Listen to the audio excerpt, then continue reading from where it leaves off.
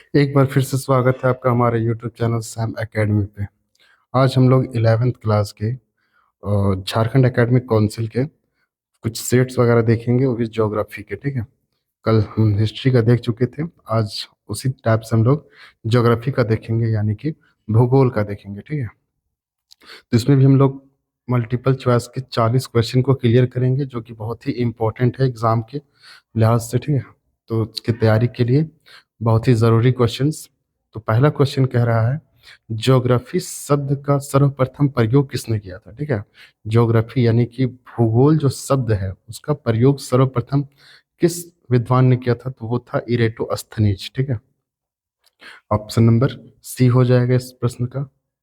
Next है, ब्रह्मांड की उत्पत्ति का सबसे पुराना सिद्धांत है ना, ब्रह्मांड का जो उत्पत्ति हुआ यानी कि दुनिया जो बना है, वो किस थ्योरी को लोगों ने ज्यादा पसंद किया। यानी कि बहुत सारे सिद्धांत आए। ठीक है, निहारिका परिकल्पना भी हुआ है, द्वैतवादी भी हुआ है, बहुत सारे लोगों का विचार रहा है कि दुनिया इस तरह से बनी, इस तरह से बनी है। ठीक है, लेकिन लाप्लास के द्वारा दिया गया था। लाप्लास एक विचारक थे जिन्होंने ये दिया था कि ब्रह्मांड की उत्पत्ति जो है वो हुआ है इस सिद्धांत से, जिसका नाम है बिग बैंग थ्योरी। ठीक है, बिग बैंग थ्योरी में ये कहा गया था कि दुनिया जो थी वो एक गोल संरचना में बसी हुई थी। ठीक है, और अचानक इसमें हलचल हुआ और क्या हुआ, सब टूट टूट के जर्रा जर्रा बिखर गया। और कहीं पृथ्वी की संरचना भी तो कभी क्या, कहीं क्या क्या, ऐसा छोटा छोटा क्षेत्रों में बट गया। ठीक है, और इसी तरह से दुनिया की उत्पत्ति हुई। ठीक है, तो ये था big bang theory. Next question है, इसका ऑप्शन हो जाएगा बी। ठीक है, नेक्स्ट है, हाँ, क्वेश्चन नंबर 3, पृथ्वी की आंतरिक संरचना की मध्यवर्ती परत को क्या कहा जाता है। ठीक है, देखो, पृथ्वी की आंतरिक संरचना यानी कि पृथ्वी अगर मान लेते हैं हम गोल है। ठीक है, तो इसको 3 सेंटर में बांटा गया है। ठीक है, यानी कि ऊपर वाले सेंटर को हम लोग कहते हैं प्रॉपर्टी। ठीक है, प्रॉपर्टी, उसके बाद उससे नीचे वाले को कहते हैं हम लोग मेंटल, और उसके नीचे वाले को कहते हैं हम लोग क्रोड। तो जो बीच में है मध्यवर्ती, मतलब क्या होता है बीच में, तो यहाँ बोल दिया है मध्यवर्ती, है ना। मध्यवर्ती यानी बीच में क्या मिलेगा, ऊपर में मिलेगा प्रॉपर्टी। क्वेश्चन पूछ सकता है कि सबसे ऊपरी परत क्या है, तो प्रॉपर्टी। ठीक है, उससे नीचे वाली सीमा को हम लोग कहते हैं मेंटल, और सबसे नीचे जो होता है उसको हम लोग कहते हैं क्रोड। ठीक है, तो यहाँ पे जिस तरह क्वेश्चन है उस तरह से इसका आंसर हो जाएगा ऑप्शन नंबर डी, मेंटल। ठीक है, नेक्स्ट क्वेश्चन है, महाद्वीपीय विस्थापन सिद्धांत है ना, किसने प्रतिपादन किया था। तो महाद्वीपीय विस्थापन सिद्धांत का प्रतिपादन किसने किया था, यानी कि महाद्वीपीय मतलब इस तरह से अगर एरिया बटा हुआ है पृथ्वी का, तो महाद्वीपों में बंटने का, यानी कि पृथ्वी क्या हो रहा था, टूट टूट के अलग हो रहा था, और इन टूटे हुए स्थानों पे पानी भरा था, इसलिए दुनिया का भी 4 हिस्सों में, 3 हिस्सों में पानी भरा हुआ है। ठीक है, एक हिस्सा क्या है हमारा, पृथ्वी है। तो ये परिकल्पना यानी महाद्वीपीय विस्थापन का सिद्धांत जो दिया था, ये किसने दिया था, अल्फ्रेड वेगनर नाम था इसका। ठीक है, ऑप्शन नंबर ए हो जाएगा। नेक्स्ट क्वेश्चन है, चट्टानों का अपने स्थान पर टूटना फूटना क्या कहलाता है। तो चट्टानों का अपने स्थान पर टूटना फूटना क्या कहलाता है, उसको हम लोग कहते हैं अपक्षयन कहते हैं। कोई चट्टान है, इसमें धूप पड़ेगा, पानी पड़ेगा, ठीक है, फिर धीरे धीरे क्या होगा, दरार होगा, और धीरे धीरे अंततः ये क्या हो जाएगा, टूटेगा धीरे धीरे करके। ठीक है, तो उसको हम लोग अपक्षयन कहते हैं, अपक्षयन। ठीक है, नेक्स्ट क्वेश्चन है, क्वेश्चन नंबर 6, वायुमंडल की सबसे निचली परत कौन सी होती है। तो वायुमंडल की सबसे निचली परत क्या होती है, क्षोभ मंडल होता है। ठीक है, क्षोभ मंडल होता है, बहिर्मंडल होता है, बहिर्मंडल सबसे ऊपर होता है, फिर संताप मंडल होता है। ठीक है, इस तरह करके 5 मंडलों में बटा हुआ है आसमान। ठीक है, तो सबसे जो निचला परत होता है वो होता है क्षोभ मंडल, बादल यहीं पे बनते हैं। ठीक है, और यहीं से बरस जाते हैं। ठीक है, नेक्स्ट क्वेश्चन है, ओजोन परत वायुमंडल के किस भाग में पाई जाती है। जो ओजोन परत होता है ना, वो होता है संताप मंडल पे। ठीक है, देखो बहुत सारा मंडल है, मध्य मंडल है, संताप मंडल, क्षोभ मंडल है, बहिर्मंडल है, लेकिन जो वायुमंडल मतलब जो ओजोन का है ना लेयर, वो कहाँ है, संताप मंडल पे। ठीक है, संताप मंडल पे क्या है, ओजोन लेयर है, यानी कि O3 का मामला यहाँ पे। ठीक है, O3 एक ऐसी गैस की परत है जो हमें हानिकारक सूर्य की किरणों से बचाती है। ठीक है, नेक्स्ट क्वेश्चन है, निम्नलिखित में से कौन सी ग्रीन हाउस गैस है।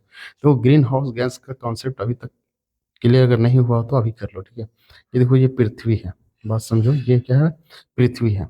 तो ग्रीन हाउस गैस का मतलब होता है जो जो ग्रीन हाउस गैस के लिए उत्तरदायी है, जैसे कार्बन डाइऑक्साइड अगर यहाँ पे फैल रहा है। ठीक है, तो कार्बन डाइऑक्साइड एक ऐसा गैस है, या तो फिर CFC। ठीक है, CFC क्लोरोफ्लोरोकार्बन जो होता है वो, और नाइट्रस ऑक्साइड और सल्फर डाइऑक्साइड। ठीक है, तो ये सारे जो गैस है ना, ये सब क्या है, ये है ग्रीन हाउस गैस। ये क्या करता है, यहाँ जो भी पृथ्वी पर सूर्य का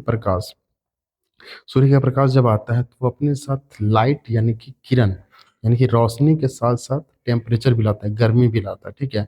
और अगर ये सभी गैसों में अगर अधिकता है, यानी कि ये सब गैस अगर ज़्यादा है पृथ्वी के परत पे यानी पृथ्वी पर, तो प्रकाश तो आएगा, प्रकाश टकराने के बाद लौट भी जाएगा।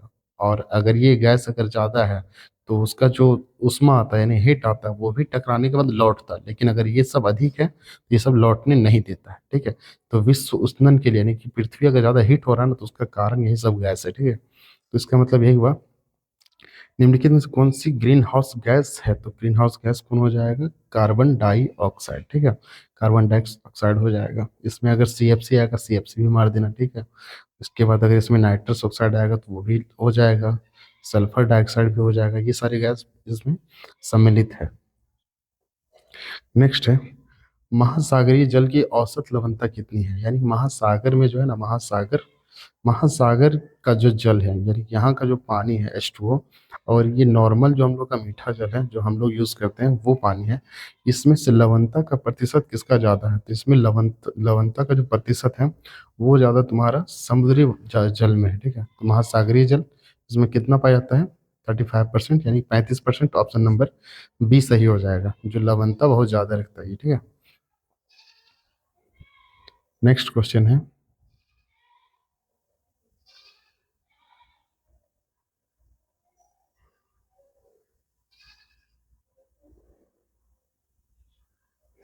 नेक्स्ट क्वेश्चन कह रहा है, पृथ्वी पर सबसे गर्त स्थान कौन सा है। गर्त मतलब होता है सबसे गहरा जगह, ठीक है। यानी कि पृथ्वी जो है वो समुद्र से बहुत ज्यादा प्रभावित, यानी कि बहुत ज्यादा इलाका क्या इसमें पानी है। 3 इलाका क्या इसका पानी है, एक इलाका तुम्हारा क्या हो जाएगा, स्थल भाग हो जाएगा, ठीक है। तो इसमें जो पानी भरा हुआ है, तो पानी एक ऐसा जगह है जहाँ पे बहुत ज्यादा गहरा है, उसको हम लोग कहते हैं मैरियाना ट्रेंच, ठीक है। गर्त को हम लोग ट्रेंच कहते हैं, गड्ढा को, ठीक है। जो भी गड्ढे होते हैं उसको हम लोग कहते हैं ट्रेंच। तो इसमें जो समुद्र में मैरियाना ट्रेंच है वो दुनिया का सबसे गहरा जगह है, जिसका औसत गहराई बोला जाता है 11.5 किलोमीटर, ठीक है। 11.5 किलोमीटर, ये अच्छा खासा लंबाई है, मतलब बहुत अच्छा खासा गहराई भी है, ठीक है। 11.5 किलोमीटर बहुत ज्यादा होता है। तो ये है मेरियाना गर्त। ऑप्शन नंबर ए सही हो जाएगा। नेक्स्ट है, भारत का कुल क्षेत्रफल कितना है। भारत का जो कुल क्षेत्रफल है वो कितना है, 32.8 लाख वर्ग किलोमीटर, ठीक है। 32.8 लाख वर्ग किलोमीटर हो जाएगा भारत का टोटल क्षेत्रफल, ठीक है। जिस तरह से इसका एरिया है, ठीक है, वो कितना हो जाएगा, यहाँ से लेके यहाँ, यहाँ से लेके यहाँ, इस हो जाएगा 32.8 लाख वर्ग किलोमीटर, ठीक है। ऑप्शन नंबर ए सही हो जाएगा, ठीक है। नेक्स्ट देखते हैं हम लोग क्वेश्चन नंबर 12, क्षेत्रफल की दृष्टि से भारत का विश्व में कौन सा स्थान है। देखो, क्षेत्रफल की अगर दृष्टि से बात करें तो भारत विश्व का 7वां स्थान हो जाएगा, ठीक है। अगर यहीं अगर बोल दे जनसंख्या की दृष्टि से भारत दुनिया का कौन सा स्थान में आता है, तो अभी तो फिलहाल वो फर्स्ट है, ठीक है। पहला स्थान पे आ चुका है। चाइना की आबादी 139 करोड़ और भारत की आबादी 140 करोड़ क्रॉस कर चुकी है, ठीक है। लेकिन NCERT बुक जो है वो अपडेटेड नहीं है। तो बाय द वे अगर पूछ दिया तो इसमें ऑप्शन तुमको सेकेंड मानना पड़ेगा, ठीक है। ऑप्शन नंबर सेकंड, यानी कि इंडिया द लार्जेस्ट पॉपुलेशन क्या हो जाएगा, सेकंड रैंक में अभी रन कर रहा है, ठीक है। और अभी जो रियल चीज़ है वो क्या है, वो फर्स्ट में रैंक कर रहा है इंडिया, यानी कि सबसे ज़्यादा पॉपुलेशन अगर किसी कंट्री में है तो वो है भारत, ठीक है। नेक्स्ट क्वेश्चन कह रहा है, भारत की मानक यौमयौत्तर रेखा कितनी है, ठीक है। भारत की जो रेखाएं हैं, ठीक है, रेखाएं दैट मीन्स यानी कि वर्ल्ड में जो है देशांतर और अक्षांश जो भी है इस तरह से, वो भारत को किस तरह से मतलब टच करती है, ठीक है। वो किस तरह से टच करता है, ये जो है ना पूरब में किस तरह से, तो 82 डिग्री 30 मिनट पूर्व में, ठीक है। ऑप्शन नंबर ए सही हो जाएगा। नेक्स्ट बोला है, कर्क रेखा भारत के कितने राज्यों से होकर गुजरती है, तो कर्क रेखा भारत में 8 राज्यों से होकर गुजरती है, ठीक है। भारत में कर्क रेखा जो गुजरती है वो मध्य से गुजरती है, यहाँ से गुजरती है, ठीक है। यहाँ से देखो, यहाँ से गुजरात से गुजर जाता है, यहाँ थोड़ा सा राजस्थान मिल जाता है, यहाँ थोड़ा सा मध्य प्रदेश मिल जाता है, यहाँ से थोड़ा सा छत्तीसगढ़ मिल जाता है, यहाँ से फिर झारखंड मिल जाता है, यहाँ से फिर पश्चिम बंगाल मिल जाता है, ठीक है। फिर त्रिपुरा मिल जाता है और मिजोरम मिल जाता है, ठीक है। इस तरह से 8 राज्य के साथ क्या होता है, कर्क रेखा भारत से गुजरती है, ठीक है। तो ऑप्शन नंबर इसका क्या हो जाएगा, सी सही हो जाएगा, ठीक है। फिर बोला विश्व की सबसे ऊंची पर्वत चोटी माउंट एवरेस्ट किस हिमालय का हिस्सा, सबसे ऊंची जो चोटी है, ऐसा नहीं है कि हिमालय पर्वत सीधा ऐसे खड़ा है, ठीक है। हिमालय श्रेणी का नाम है, जो ये पहाड़ों की जो श्रेणी है, उसमें जो पिक है, सबसे ऊंची जो चोटी है, उसका नाम है महान हिमालय, ठीक है। वो कहाँ स्थित है, महान हिमालय पे। नेक्स्ट क्वेश्चन है, प्रायद्वीपीय भारत की सबसे लंबी नदी कौन सी है, प्रायद्वीपीय भारत की सबसे लंबी नदी, प्रायद्वीपीय भारत किसे कहेंगे, ध्यान से समझना। ये देखो, ये प्रायद्वीपीय है, प्रायद्वीपीय किसको कहते हैं, जो तीनों ओर पानी से घिरा हुआ हो, ठीक है। इधर भी और इधर नीचे तरफ भी पानी से घिरा हुआ है। बाकी जो स्थान है भारत का, वो पानी से घिरा नहीं है, ये इधर स्थल भाग है, ठीक है। तो प्रायद्वीपीय भाग की सबसे लंबी नदी अगर कोई है तो वो कौन है, गोदावरी, ठीक है। गोदावरी जो उड़ीसा से निकलकर यहाँ बहती है, इसकी लंबाई लगभग 1300 या फिर, हाँ, 1300 कुछ किलोमीटर होगा, ठीक है। तो इसका लंबाई इतना है, तो सबसे लंबी नदी इसे इसे दक्षिण की गंगा भी कही जाती है, ठीक है। गोदावरी नदी को दक्षिण की गंगा भी कही जाती है, ये देखो दक्षिण तरफ है, ठीक है। याद रखना, दक्षिण की गंगा इसी को कहा जाता है, क्वेश्चन इस तरह से बहुत बार पूछा है। तो ऑप्शन नंबर क्या हो जाएगा, सी हो जाएगा, गोदावरी, ठीक है। नेक्स्ट क्वेश्चन है, किस नदी को बिहार का शोक कहा जाता है, तो बिहार का शोक, शोक एक ऐसा वर्ड है जिसको समझना पहले जरूरी है, ठीक है। शोक का अर्थ क्या होता है, पहले ये समझो। शोक, देखो, शोक का अर्थ होता है दुख मनाना, क्या, दुख, ठीक है। किसी चीज में फंस जाना, दुख, उलझन वगैरह में, ठीक है। तो दुख, देखो शोक कैसे होता है बिहार का, देखो, ये भारत का नक्शा मान लो आर्टिस्ट, ऐसा तो नहीं बन पाया, ठीक है। देखो समझो, किस नदी को बिहार का शोक कहा जाता है, तो बिहार जो है यहाँ पे बसा हुआ है, ठीक है। उसके नीचे झारखंड है, इधर मध्य प्रदेश है ना, छत्तीसगढ़ तो नीचे है इधर। तो यहाँ पर एक नदी आती है जो सीधा नेपाल से निकलती है, जिसका नाम है कोसी नदी, ठीक है। तो कोसी नदी जब यहाँ निकलती है तो बिहार के उत्तर भाग, मतलब ये यहाँ उत्तर बिहार में बहुत ही भयानक बाढ़ आती है, ठीक है, जिससे लोग वहाँ मतलब बहुत ज़्यादा परेशान हो जाते हैं, बहुत ज़्यादा क्षति भी होता है, ठीक है। तो इसीलिए यहाँ का तबाही मचाने वाला नदी अगर कोई है तो वो है कोसी नदी, ठीक है। तो उसी के लिए बिहार को उसका शोक कहा जाता है, क्या कहा जाता है, बिहार का शोक कहा जाता है, यानी यहाँ के लोगों को बहुत ही परेशानी में डाल देता है, ठीक है। तो बिहार का शोक किसे कहा जाता है, कोसी नदी को, ठीक है। कभी पूछ देगा बंगाल का शोक कैसे कहा जाता है, तो याद रखना, बंगाल का जो शोक है वो है हमारा दामोदर नदी, ठीक है। दामोदर सीधा वहाँ बंगाल में एंट्री मारता है, ठीक है। जब बहुत मात्रा में बाढ़ लेके घुसती है तो वो भी बहुत ज्यादा तबाही मचा सकती है वहां पे, ठीक है। तो इसीलिए बंगाल का शोक दामोदर हो जाएगा, बिहार का शोक कोसी हो जाएगा, लेकिन मोस्ट, यानी कि मैक्सिमम जब पूछा है इसमें सवाल तो कोसी नदी का ही पूछा, ठीक है। नेक्स्ट क्वेश्चन हम देखते हैं, भारत में दक्षिण पश्चिम मानसून का आगमन सबसे पहले कहाँ होता है, ठीक है। भारत के दक्षिण पश्चिम किधर हो जाएगा, ध्यान से समझो, भारत का नक्शा बना के, ठीक है। अगर मान लो ये भारत का नक्शा है तो दक्षिण पश्चिम की जगह हो जाएगा। देखो दक्षिण इधर है ना, और पश्चिम इधर, तो कहाँ पे हो जाएगा, तो इधर का बात बोल रहा है ये, ठीक है। दक्षिण पश्चिम, इधर पूरब हो जाएगा, इधर उत्तर हो जाएगा, ठीक है। इधर दक्षिण हो जाएगा, इधर पश्चिम हो जाएगा, बस समझ रहा ना। तो भारत में दक्षिण पश्चिम मानसून का आगमन सबसे पहले कहाँ होता है, सबसे पहले होता है केरला में, ठीक है, केरला के तट पे यहाँ पे, ठीक है। तो केरल में, ठीक है। आगे फिर बोला रेगुर मिट्टी का दूसरा नाम क्या है, रेगुर मिट्टी का जो दूसरा नाम है वो है काली मिट्टी, है ना, जिसमें कपास की खेती बहुत ही अच्छी होती है, ठीक है। आगे फिर बोला नंदा देवी जी मंडल आरक्षित क्षेत्र किस राज्य में स्थित है, नंदा देवी जीव मंडल आरक्षित क्षेत्र, यानी कि नंदा देवी जीव मंडल आरक्षित क्षेत्र जो है, वहाँ पे जानवरों को उसका प्राकृतिक स्थान दिया जाता है, वो है उत्तराखंड में, यानी कि भारत के इस हिस्से में, ठीक है। उत्तराखंड, ऑप्शन नंबर ए सही हो जाएगा। नेक्स्ट क्वेश्चन है, अंडमान और निकोबार द्वीप समूह को कौन सा जल क्षेत्र अलग करता है? तो अंडमान और निकोबार द्वीप जो समूह है उसको कितना डिग्री चैनल अलग करता है? वो है 10 डिग्री चैनल। याद रखना इस चीज को, ठीक है। अंडमान निकोबार यानी कि यहाँ के जो क्षेत्र है ना, इसको एक चैनल है 10, मतलब उसको मतलब एक क्षेत्र है, तो उसको अलग करने वाला एक चैनल है जिसका नाम है 10 डिग्री चैनल, ठीक है। नेक्स्ट क्वेश्चन है, भारत के एकमात्र सक्रिय ज्वालामुखी कहाँ स्थित है? तो बैरन द्वीप में, ठीक है। सक्रिय ज्वालामुखी जहाँ पे आग निकलते रहता है पृथ्वी की सतह से, जहाँ से आग निकलता है उसको ज्वालामुखी कहते हैं। तो सक्रिय मतलब जो हमेशा एक्टिव रहता है, जहाँ से हमेशा निकलता रहता है, ठीक है, हमेशा निकलता रहता है आग, तो वो कौन है, कौन सा द्वीप है? वो बैरन द्वीप। और द्वीप किसको कहते हैं? जो चारों ओर पानी से घिरा हो और बीच में स्थल भाग हो, यानी कि यहाँ से बीच से उठ गया और जमीन का हिस्सा, ठीक है, उसको हम लोग कहते हैं, इधर पानी ही पानी है, ठीक है, उसको हम लोग कहते हैं द्वीप। तो यहाँ पे क्या होता है, हमेशा ज्वालामुखी फूटते रहता है, वो कौन सा है? बैरन द्वीप। नेक्स्ट क्वेश्चन, दक्षिण भारत की सबसे ऊंची चोटी कौन सी है? तो दक्षिण भारत की सबसे ऊंची चोटी, ये दक्षिण भारत है, ठीक है। प्रायद्वीपीय भारत को ही हम लोग दक्षिण भारत कहेंगे, सबसे नीचे तरफ। तो इसका कौन है? अनाईमुड़ी। कौन है? अनाईमुड़ी। यहाँ पे है ये, गोवा और इधर के क्षेत्रों में पाया जाता है अनाईमुड़ी, ठीक है। तो इसको कहते हैं हम लोग सबसे ऊंची चोटी है दक्षिण भारत की, ठीक है। आगे फिर हो रहा है लू शब्द, यानी कि लू किस ऋतु की विशेषता है? तो लू मतलब होता है गर्मी में जो बहता है ना गर्म हवाएं, उसको हम लोग कहते हैं, तो ग्रीष्म ऋतु से संबंधित है, ठीक है।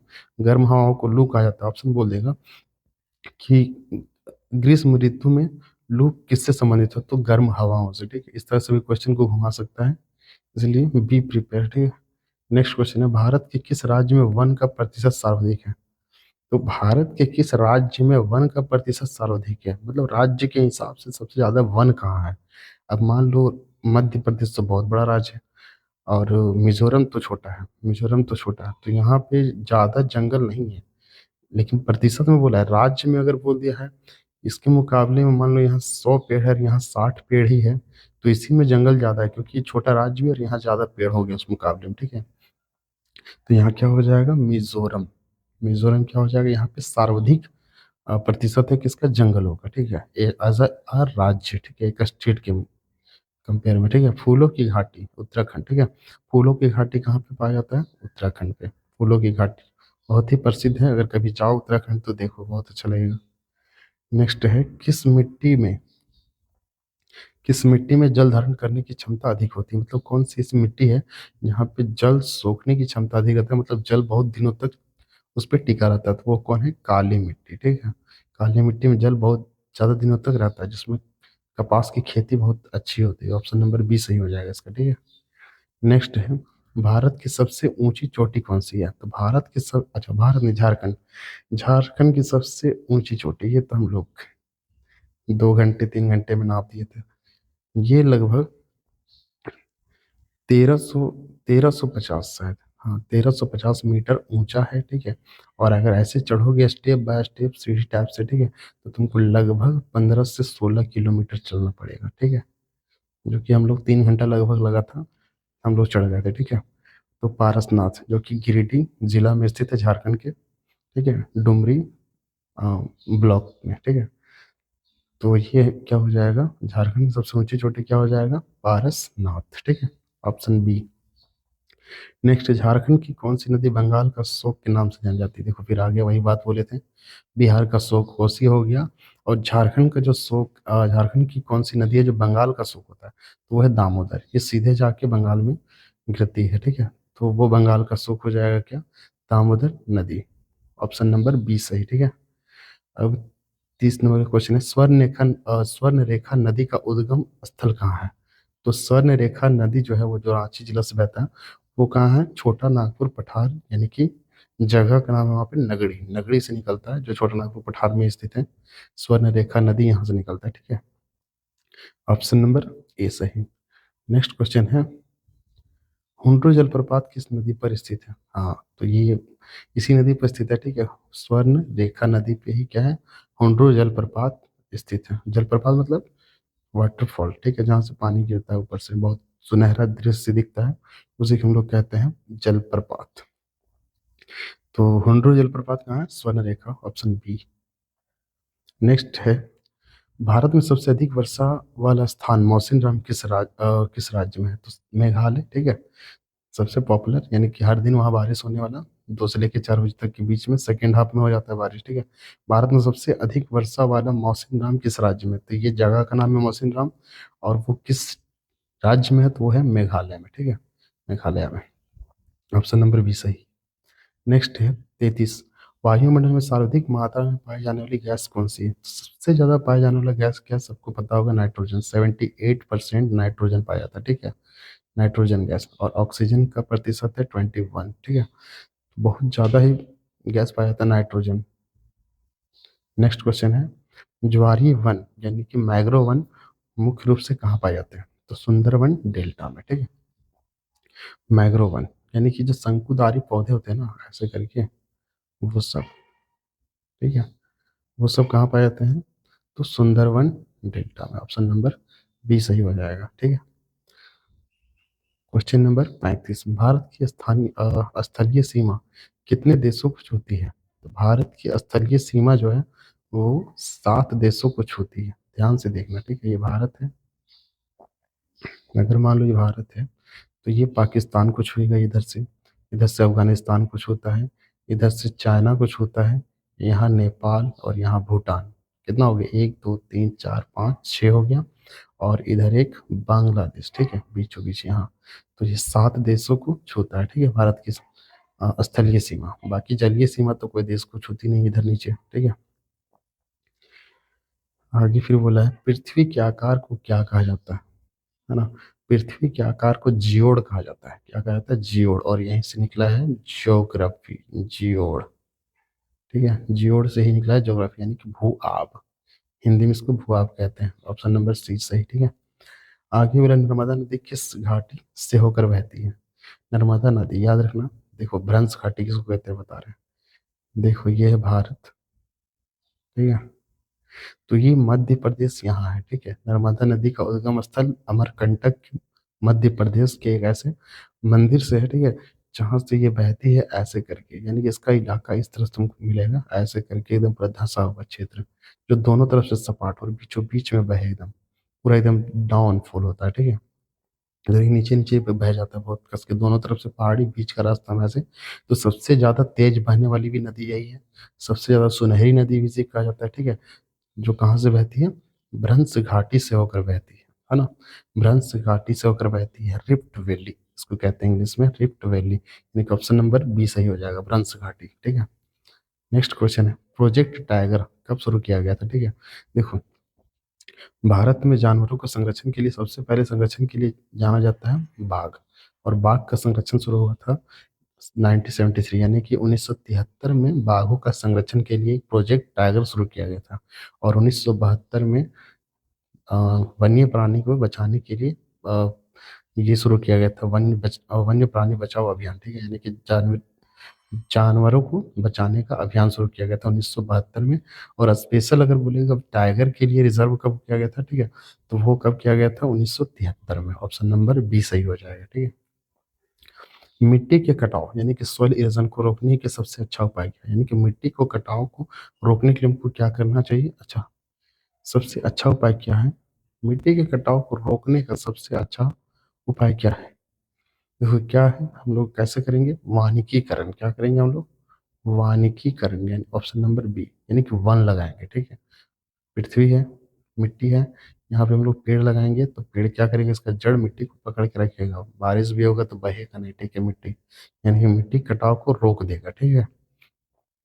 तो ऑप्शन बी सही हो जाएगा, वानिकीकरण। ज्यादा चराई अगर होगा, चराई तो क्या होगा? घास खत्म हो जाएगा, तो वहां से मिट्टी बह जाएगा। खनन, खनन में क्या होता है? खुदाई होता है, वहां से भी मिट्टी खत्म होने के चांसेस हैं। खेती छोड़ देना, खेती भी छोड़ दोगे तो इससे भी वही होगा, ठीक है। इसलिए वानिकीकरण ज्यादा होना चाहिए। फिर बोला, भारत का सबसे दक्षिणतम बिंदु क्या है? याद रखना इस चीज को। भारत का सबसे दक्षिणतम बिंदु क्या हो जाएगा? इंदिरा पॉइंट हो जाएगा, ठीक है। ये भारत है, इसका यहाँ पे क्या तुमको मिलेगा? इंदिरा पॉइंट मिलेगा, ठीक है, जो 2004 की सुनामी में डूब चुका है। याद रखना इस बात को भी, ठीक है। इंदिरा पॉइंट यहाँ पे था, सबसे दक्षिणतम बिंदु था। लेकिन 2004 में एक ऐसा सुनामी आया जो इंदिरा पॉइंट को भी डुबा दिया, ठीक है। तो आज का सेशन खत्म हो चुका है यहाँ पे। और इसी तरह का सेट, है ना, अगर चाहिए तो कमेंट में बोलो यस चाहिए, हम फिर बना के देंगे, ठीक है। जो कि सबसे ज़्यादा इंपॉर्टेंट है, एकदम पूरा 100% गारंटी है कि बहुत ही ज़्यादा यहाँ से टच होगा, ठीक है। सबसे इंपॉर्टेंट क्वेश्चन चुन चुन के बनाया, ठीक है। तब तक के लिए बाय बाय।